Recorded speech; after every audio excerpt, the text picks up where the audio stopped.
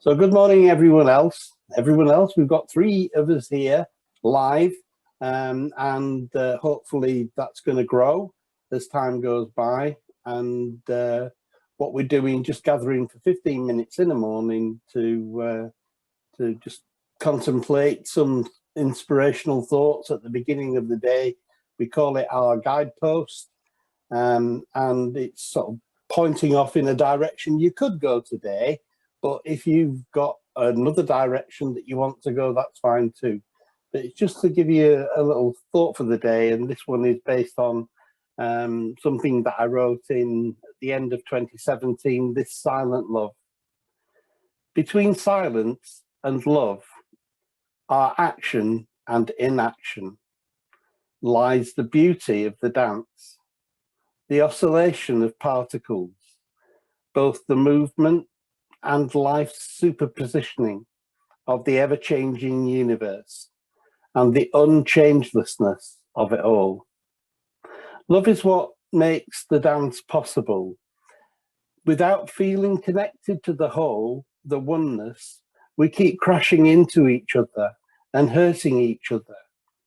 We belong safely together, like the swarms of birds that fly by the cliffs. We take our place in the dance, perfectly, passionately expressing the fullness of our lives, of life, together. If you're feeling alone, silently contemplate how you belong to the wonder of it all. Then spread your wings and fly into the expression of perfect love that is yours and mine to exist within, and know the wonder of it all. Enjoy the dance of this silent love, now and always. So that's This Silent Love. And what provoked that being written was I was at Bempton Cliffs. It's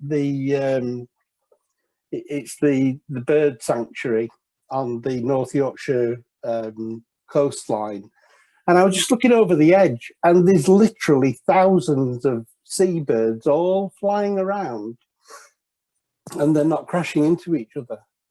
I thought, how is that possible? Because they're all coming in from different angles and at different speeds, and there's so many of them, and they never hit each other.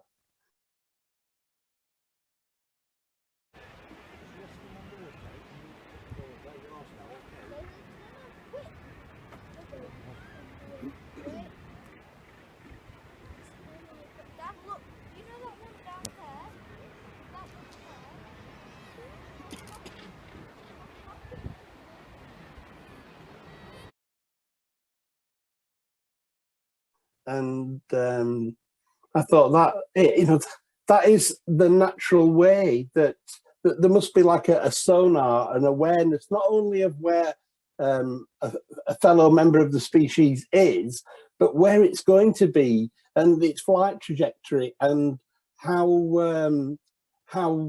I've got to avoid that. But they never hit. There's literally maybe tens of thousands at Bempton Cliffs, and I don't know. I'm not really into nature, into the fauna. I'm more into the flora. But I was just stunned. My breath was taken away, and I thought how much more we as human beings should be able to do that, to be able to not crash into each other. Get the birds going. Hang on a minute, you're flying in the wrong place. Don't fly that way, fly this way. No, you don't. You're just allowing and going where nature takes you. Yeah. Stunning.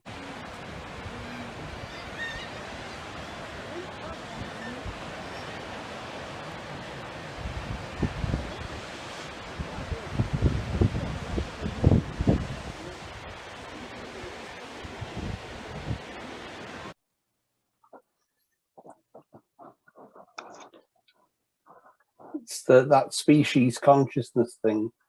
Are we aware of each other enough as human beings? We also have a lot of social constructs that prevent us from expressing love as our true nature. Because this might sound a bit strange, but we can have love for lots of different people, yet it might not be socially acceptable. You know, I can't go up and hug that person because, you know, I'm conditioned to believe that it's not the right thing to do because I'm in love with this person, or so we do have kind of like, we don't have this freedom to express ourselves like nature does.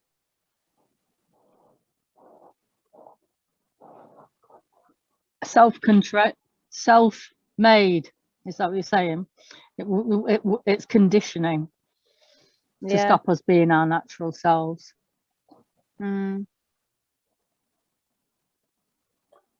It was interesting in Bible school. Well, after it as well, I read the whole Old Testament, New Testament cover to cover twice, and I was really surprised in the book of Genesis where it says that when men and women started creating cities, the Lord God Almighty wasn't happy with that because he wanted human beings to have their security in him.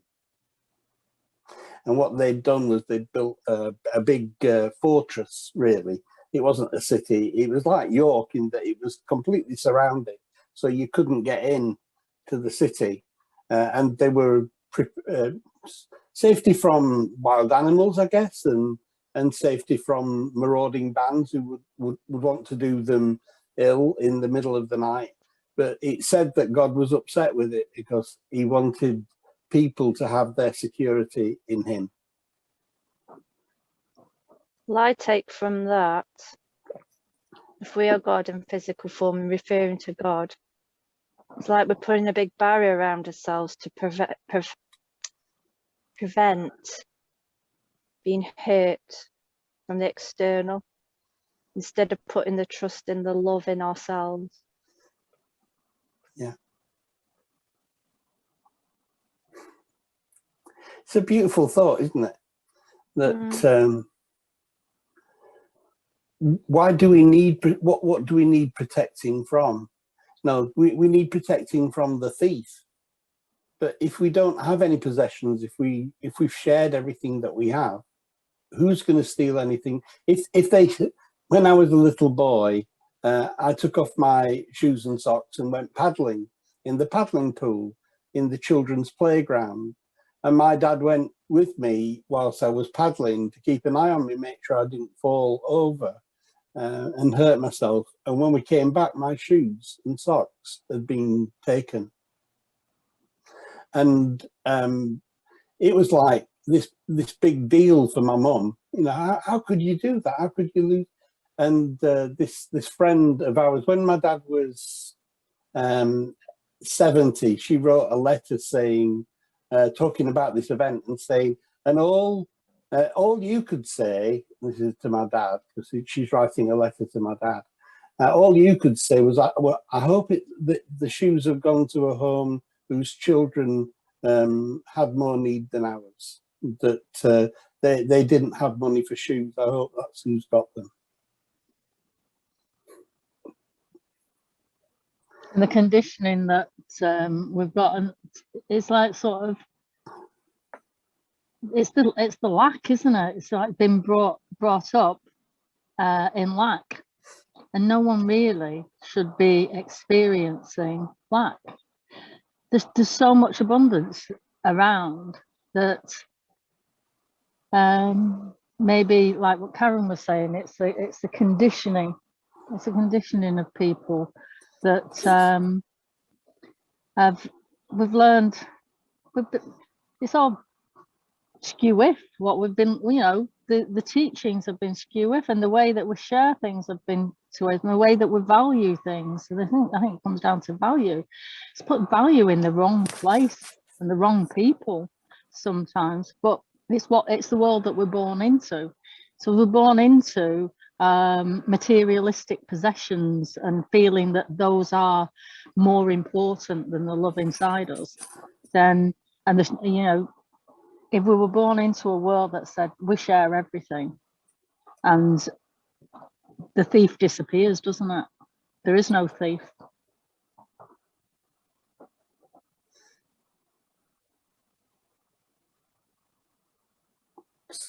Like life without that that horrible sinking sensation in your tummy. Oh, that'd be gone. That that you get would be gone. And it's something that Jesus said as well about the birds of the air. They don't have barns, but they get fed every day. And it's only the fear of there not being enough for me, not for all, there won't be enough for me, that makes people hoard things.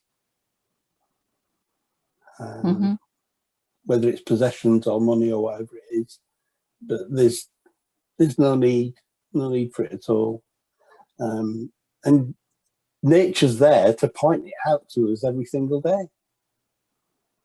Everything goes on perfectly within the world of nature, and it is the social conditioning that drags us down. It's the hoarding that causes the lack. Yeah. It's sad, but at the same time, what else can we do other than point other minds through little chats like this and broadcast them, so that people can, oh, yeah, I never really thought of it like that. But I'm not going first. We'll have nuclear disarmament, but I'm not giving up mine first. I'll give mine up if you give yours up. But Yeah. somebody's got to lead. Somebody's got to lead by example and say, no, that's not the way society should be. And that's, I think, part of why the way exists. The way of enough. That's what I always said, is everybody is entitled to enough. Yeah. So have we got any other thoughts, or shall I read my poem again? Yeah, read your poem. So it's called This Silent Love. Between silence and love, our action and inaction, lies the beauty of the dance, the oscillation of particles, both the movement and life's superpositioning of the ever-changing universe and the unchangelessness of it all. Love is what makes the dance possible. Without feeling connected to the whole, the oneness, we keep crashing into each other and hurting each other. We belong safely together, and like the swarms of birds that fly by the cliffs, we take our place in the dance, perfectly, passionately expressing the fullness of our lives, of life together. If you are feeling alone, silently contemplate how you belong to the wonder of it all. Then spread your wings and fly into the expression of perfect love that is yours and mine to exist within, and know the wonder of it all. Enjoy the dance of this silent love now and always. Namaste.